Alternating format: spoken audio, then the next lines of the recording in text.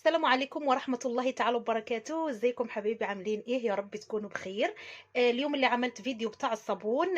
في واحدة علقت وقالت لي يا ريت تورينا الغسالة بتاعتك وازاي بتنقعي فيها الهدوم. حاضر يا حبيبة قلبي، من عينيا الاتنين، مع اني عاملة عليها ريفيو قبل كده، بس مش مشكلة اعمله معاكم تاني. بصوا يا جماعة، انا بنقع الهدوم بالليل بالخصوص اللون الابيض، عشان انا زوجي في المحل وعنده تراب كتير جدا في المحل، فعنده قميص في اليوم، لازم القميص كل يوم يتغير.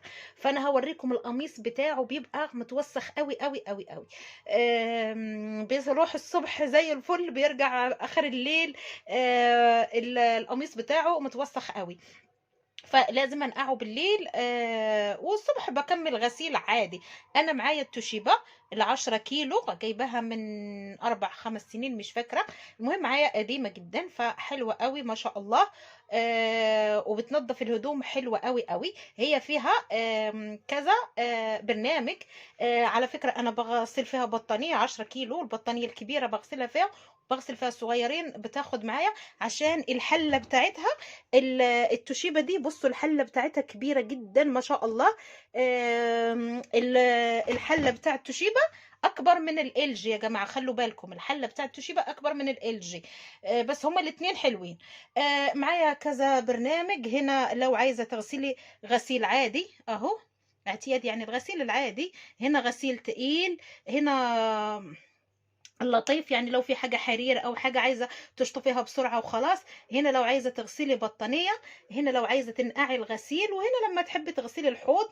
أنا الحوض بغسله مرتين في الشهر، عشان تحافظي على الغسالة بتاعتك نظيفة وما بتعملش ريحة خالص. فبغسلها مرتين في الشهر، كل 15 يوم بغسلها بالخل والبيكنج باود، البيكن بيكربوناتو صوديوم، أنا آسفة، والخل، فبتخليه حلوة قوي قوي قوي. فهنا هنا المية. انت اصلا لما بتعملي البرنامج اللي انت عايزاه، هي بتاخد مقاس المية براحتها، مستوى الماء هي اللي بتاخده. هنا لو عايزة الغسيل، عايزة 4 دقايق، عايزة 8، عايزة 12 دقيقة. هنا لو عايزة الغسيل يتشطف كم مرة، عايزة يتشطف مرة، تشطف مرتين او 3 مرات. هنا الدوران السريع يعني التنشيف، عايزة دقيقة، عايزة 5 دقايق، عايزة 9 دقايق، يعني ده اللي بتتحكموا فيه. وهنا ازاي بتشغليها وبتوقفيها من هنا. وطبعا هنا لو عايزة المية باردة او دافية او سخنة، هنا طبعا التشغيل وهنا الايقاف. انا هوريكم الكلام ده. هنا التايمر اللي بيحسب الوقت. وهنا صراحة دي عمري ما شغلتها. هنا لو عايزة تغسلي، عايزة تجففي الحوض، لو عايزة تنشفيه يعني من المية. وهنا الدوران السريع ده هو اللي بتشغلي به البرامج دي، هو ده. انا هشغلها دلوقتي، بصوا. انا هشغلها يعني مثلا لما تختاري هنا عايزه قد ايه. هنا لو عايزه تشتغلي، عايزه تختاري برنامج من ده. يعني بصوا اهو، لو عايزه الاعتيادي، عايزه الغسيل التقيل، عايزه اللطيف، عايزه البطانيه. بصوا، ولو عايزه النقع هنا. وهنا لو عايزه التنشيف او تجفيف الحوض اهو، تنظيف الحوض. لو عايزه تنظفي الحوض، فلما تكوني بتنظفي الحوض ما بيشتغلش ولا برنامج من البرامج دول، ما بيشتغلش. هي بيشتغل تنظيف الحوض بس. هي دي الغسالة، سهلة في الاستعمال وكل حاجة موضحة. طبعا اي آه اي جهاز جبتوه بيبقى معاه الكتالوج بتاعه يا جماعة. الكتالوج ده هو بيوريكم كل حاجة. تعالوا اوريكم انا هنقع الهدوم ازاي وبعمل ايه.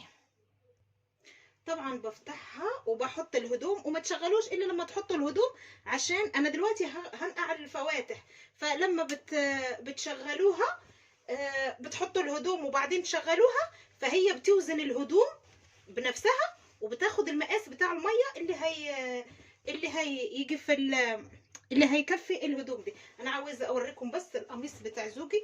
بصوا اعزكم الله، بصوا بصوا بيبقى عامل ازاي، وهو بيحب يلبس الفواتح فبيبقى وسخ قوي قوي. وبصوا عشان الاجهزه والكلام ده، بصوا الايدين بتبقى عامله ازاي. فانا هوريكم في الاخر هيبقى عامل ازاي. تعالوا نشغلها مع بعض اهو. بصوا هي كده، انا هطفيها وهشغلها من جديد. بصوا اهو تشغيل. انا هعمل غسيل عادي عشان هنقع. بصوا بعمل ايه، بشغل ده. لما بتشغلي ده دول بيطفوا، فانا عايزه انقع، هخليها تشتغل 12 دقيقه وهتوقف لوحدها، وبعدين هشغل من هنا اهي. بصوا اهي بتوزن، وهتشوفوا هتاخد قد ايه ميه. هي كده بتوزن الهدوم اهي. بصوا هتاخد قد ايه، هتوصل هنا. لو كانت مليانه بتوصل الميه هنا، كان فيها شويه بتاخد الميه هنا. عايزين انتوا ما تخلوهاش توزن وانتوا تعملوا الميه عادي، انتوا بتتعملوا كده اهو. شفتوا بنفسكم وتعملوا كده اهو. بص، عايزينها تتملي، عايزينها شويه، عايزين الدرجه التانية، عايزين الدرجه التالتة. هنا مقاس الميه بتاعتها. تعالوا نحط المسحوق. انا عندي العلبه دي بخلط فيها الاوكسي على الاريال. الاوكسي على الاريال حلو قوي قوي قوي. فانا بعمل المعيار ده اهو، بعمل الاوكسي على الاريال بده، وبعمل كوبايه صابون من اللي انا عاملاه اهو. كوبايه من الصابون اللي انا عاملاه. وعلى فكره انجي خدت لي اللي كنت عامله الاولاني انوش، فجربته قالت لي حلو قوي قوي قوي. وناس كتير قوي كتبوا لي في الكومنتات بيقولوا لي جربناه وعجبنا. فخلاص انا على كده. على فكره مش دي الهدوم بس، ده انا حطيت هدوم كده، والصبح هجيب بتوع حماتي برضو هغسلهم اكمل، عشان الغساله لسه فاضيه زي ما شفتوا اهي. الغساله لسه فاضيه، انا هنقع دول بس، والصبح هجيب من عند حماتي الغسيل بتاعها واكمل الغساله. وان شاء الله ان شاء الله هوريكم لما يتغسل ان شاء الله. بكره هوريكم الدورات اللي هعمل ازاي هيتغسل. دلوقتي اهو هتشتغل 12 دقيقه وهتوقف، ومش هتفضي الميه، هيفضل فيها الميه جوه، مش هيتفضى، وهيفضل منقوع يعني لغايه بكره. على فكره انا بغسل بميه بارده، ما بغسلش بميه سخنه. انا عندي الميه السخنه بس بيكرمش الهدوم، انا ما بحبش اغسل بالميه السخنه. بس هيتنقعوا للصبح، اكمل عليهم بتاع حماتي، وهوريكم البرنامج اللي انا هشغله الصبح ان شاء الله. وبعد ما يتغسلوا برضو هوريه لكم. وهنا تاني يوم الصبح جبت الغسيل من عند ماما اهو، وزودته على الغسيل اللي كان عندي، وهشغلها كده. بصوا انا شغلتها. دلوقتي هعمل ايه، هعمل 12 دقيقة، وهعمل يتشطف مرتين، والعصر في 5 دقايق ماشي. وهشغلها. ودلوقتي انا هشغلها اهو، وهتزود مية عشان انا زودت غسيل، فهتزود مية عشان الغسيل اللي اتزاد ده اهو. شفتوا هو المية اللي كان فيها الاول اهو، شفتوا. فلما حطيت زودت الغسيل فاكيد زاد ده، فهتزود لقيتوا اسمه ايه ده، المسحوق بتاعكم كافي.